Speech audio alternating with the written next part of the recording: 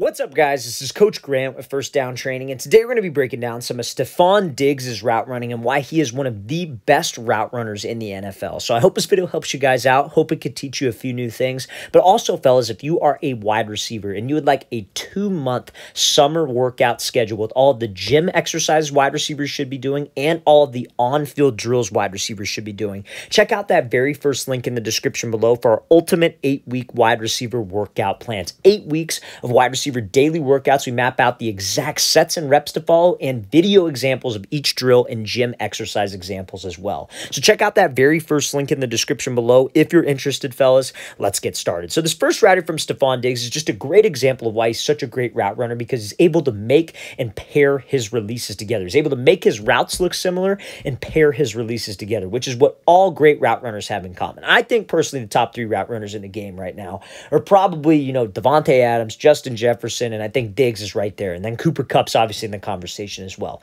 And what all of them do is that they make things look very, very similar. So that's what Diggs does on this kind of hesitation slide release slant.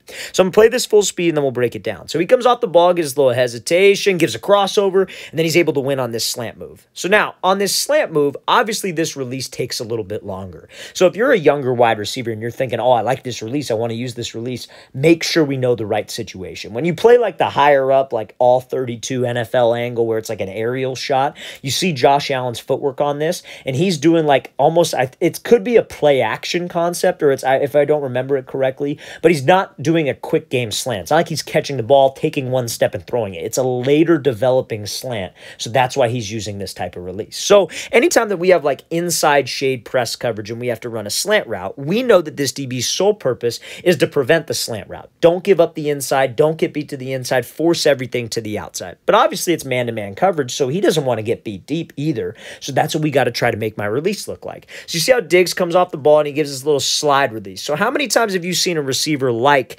Diggs, Davante Adams, Justin Jefferson do this little slide release and then just take off on a fade? A million times, especially Justin Jefferson and Davante Adams. So when a DB sees you slide to the outside like this and you attack on a 45-degree angle, he has a decision to make. His decision is, do I sit to the inside and play the slant, or do I actually commit and go to the fade? So that's the mind game that you play as a wide receiver. Maybe one time, you're backside on the route. Let's say it's a run play to the left, and your job as a wide receiver is just to get this DB out of the play and run him off. You use a release like this to set this situation up. You come off the ball the exact same way. You attack at the exact same 45-degree angle at his outside shoulder and at his outside hip. And I'm going to talk about the importance of that angle in a second. But you attack it the exact same way, and then you just go take off on a fade. You get him thinking. He's seen it before. Maybe he's seen it on film before. So he doesn't know which one to play, so he's got to commit. And when we get him to open up and we hit him with this crossover move, he starts to think that it's a fade, and that obviously opens up the slant. Now, I know what a lot of you are thinking is, well, what if he doesn't open up? What if I don't get him to open up his hips? What if he sits to the inside? Well, guess what you have the next time you're running a fade? You have that exact same release if he wants to play that way. He's going to be wrong either way, but you have to make sure that you set it up somehow. Now, remember how I said he's got a decision to make. When you come off the ball with this slide release, he's got a decision to sit to the inside or a decision to go. But the only way you make him make that decision is by attacking off the line at that 45. You see how Diggs, when he does this slide, he's gaining ground. He's not going flat towards the sideline. Because think about this. You could do this, and I see a lot of wide receivers do this because they're afraid of contact. They will slide to the outside and they will go flat. So guess what that DB is going to do? He's just going to sit to the inside. So you might think, well, oh, okay, coach, I got him on the fade. But guess what? When you don't close distance and you don't attack at a 45-degree angle, he can cut you off and meet you at that angle with the outside release because you didn't close the distance. You didn't attack at a 45, making him to make a decision. Because if you attack at a 45 and he sits, that's an easy restack. You go wide, that's a very, very hard restack. So you force him into that decision by attacking at that angle. So like I said, fellas, know the right situation to do this, and that is the technique off of that slide, and that's the reason why it works. It builds. You have to make sure that you pair your releases together.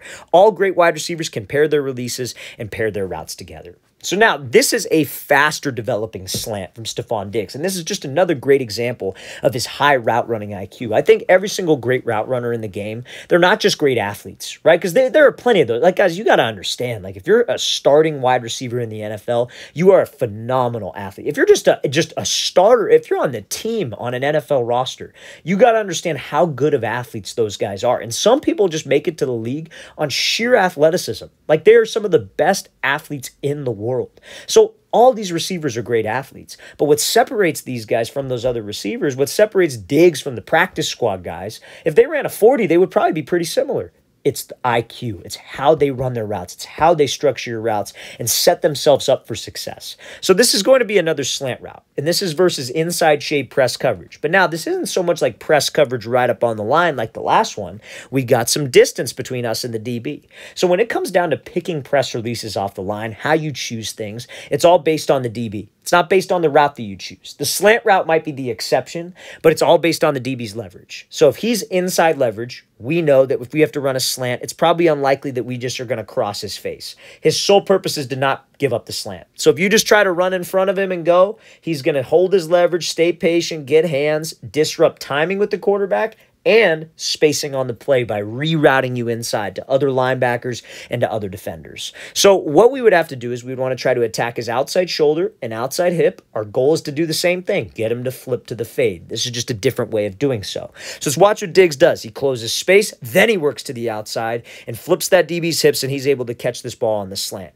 And guys, you see this linebacker dropping into coverage. Imagine if he would have forced that release. He would have been running right into this linebacker. So it's great job for keeping spacing here. So let's talk about why he did this. Because now remember when we were doing that slide release on the last example, right? I was talking about attacking at a 45, attacking his outside shoulder and hip, because it's going to be, if you go flat and you run away from the DB and try to cut underneath him, he's got too much space to recover. Or if you try to go vertical, he's got too much space to recover. We want to make this guy uncomfortable. We want to always close space with him. If there's cushion, I want to close the cushion. If he's off the line of scrimmage, I want to bring the line of scrimmage to him, no matter what. So when Diggs comes off and he closes the space first, then he works to something called a diamond release. That is so he makes it easier to slip underneath. A diamond release is 3 hard steps attacking the outside to self-fade. So you Diggs how he takes the first step, second step, third step, breaks off the third. He's selling with speed. He's running hard. He's committing his hips and shoulders. He's opening up his stride. He's not taking these choppy steps that a lot of wide receivers like to take, which doesn't self-fade, and that DB is not going to bite. He's opening up the stride and actually going. That's what makes a DB flip his hips. It's a change in speed, fellas. That's what gets him to open up. But imagine if he would have just done the diamond release. Imagine if he would have just ran to the outside for 3 steps. And let's say we get the DB. You ultimately still have to get where this circle and this X is. That's where the slant, that's where the window is. And if you run wide and there's this big gap, all it takes is a quick opening of the DB's hips and he can beat you to that spot.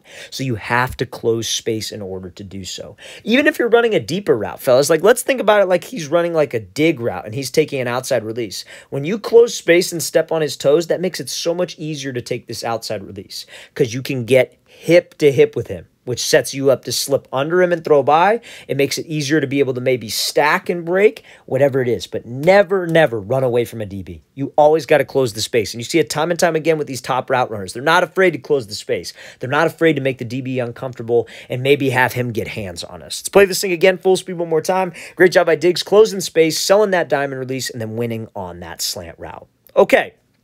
So now this is a route I'm sure a lot of you have seen before, but this is him running like kind of a slant out route. Some people call this a blaze out. Some people might call this like a martini route because it looks like a martini glass, whatever it is. But I want to talk about how wide receivers can sell double moves. And all the top route runners in the game, fellas, they're all great salesmen. They all know how to sell their routes. They all know what's going to get a DB to crash, and it's all about the details. So let's talk about it, right? So he comes off the ball, gives a move, breaks to the slant, sells the slant extremely well, and then is able to get in and out of this slant out route. So let's talk about how he's able to do this. So DBs are taught to look for a couple things on a double move, and it is not going to be the eyes of the wide receiver.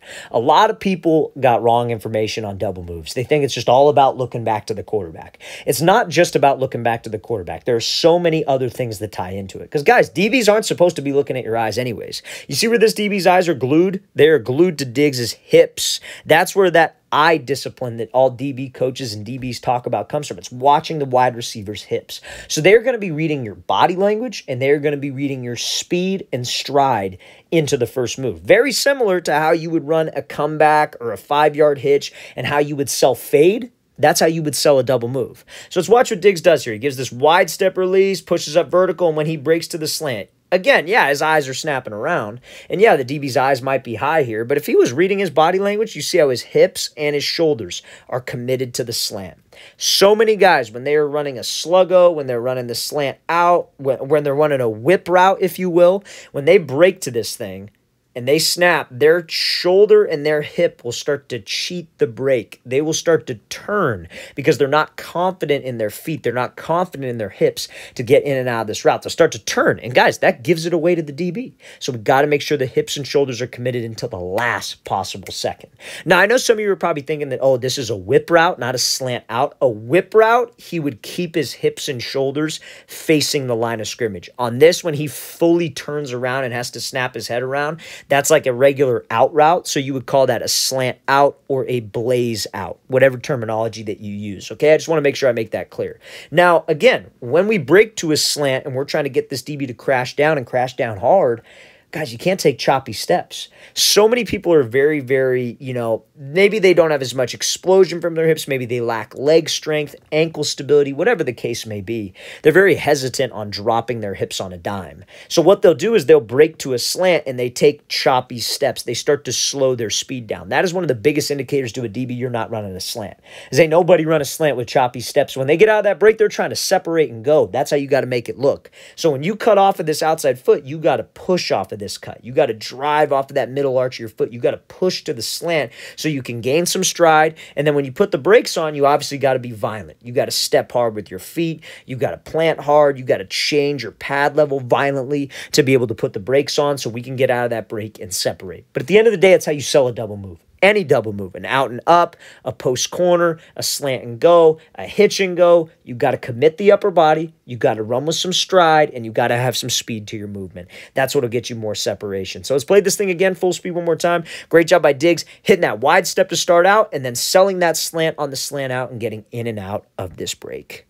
All right, fellas, I really want to thank you for watching. I really appreciate it. If you have any questions at all, don't hesitate to leave those in the comment section below. We always appreciate the feedback. It's always great to hear from you guys. And again, fellas, if you would like an ultimate 8-week wide receiver workout schedule, everything wide receivers should be doing in the gym and on the field to improve their skills, check out that very first link in the description below. We'd love to get you guys on that. I'll see you guys next time.